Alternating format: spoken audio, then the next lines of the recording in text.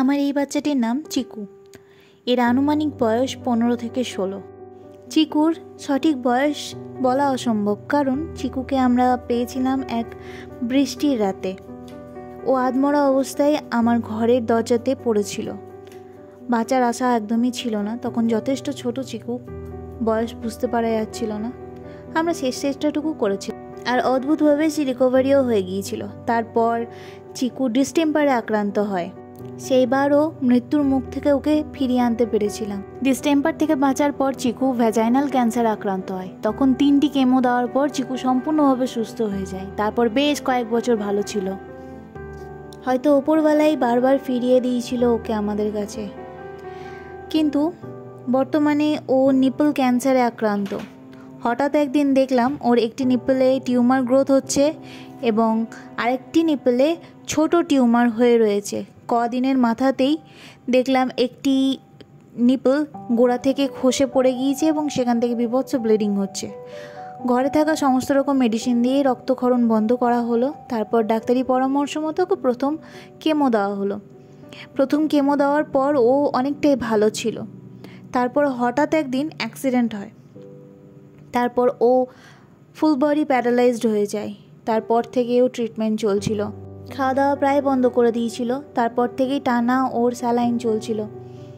আমরা ভেবেছিলাম এইবারই হয়তো শেষ, ওকে হয়তো আর বাঁচাতে পারবো না। কিন্তু এইবারও মৃত্যুকে হার মানিয়ে ও আমাদের কাছে ফিরে এলো। হ্যাঁ, অনেকটাই বয়স ওর, দাঁতগুলো ওর ক্ষয়ে গিয়েছে সব।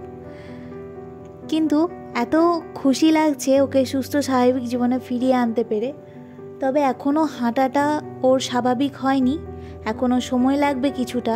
ফিজিওথেরাপি আর তার সঙ্গে যত্ন চলছে, আর ওকে পুষ্টিকর খাবার দেওয়াও হচ্ছে আলাদা করে। আশা করি খুব তাড়াতাড়ি সুস্থ স্বাভাবিক জীবনে ফিরিয়ে আনতে পারবো আমাদের আদরের চিকুকে।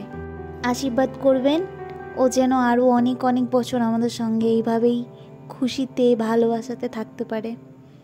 সত্যি বলতে খুব ভালোবাসি চিকুকে। এত ভালো বাচ্চা।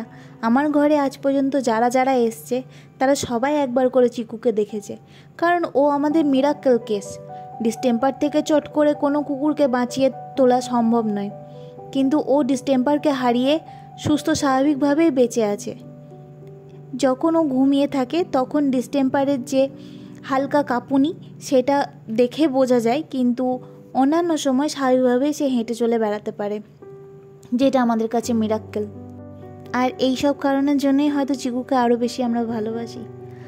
আমার সব কটা বাচ্চার মধ্যে চিকু সব থেকে শান্ত আর খুব ভীতু একটা বাচ্চা। তাই ওকে আলাদা করে খাবার দিতে হয়, ওকে একটু বেশি বেশি যত্ন দিতে হয়, ওকে একটু বেশি ভালোবাসা দিতে হয়। আমরা আপ্রাণ চেষ্টা করছি ওকে সুস্থ স্বাভাবিক জীবনে ফিরিয়ে আনার। আগে থেকে কিছুটা ভালো হলেও এখনও তো সম্পূর্ণ ভালো হয়নি ও, তাই ওকে একটু বেশি যত্নের দরকার হচ্ছে।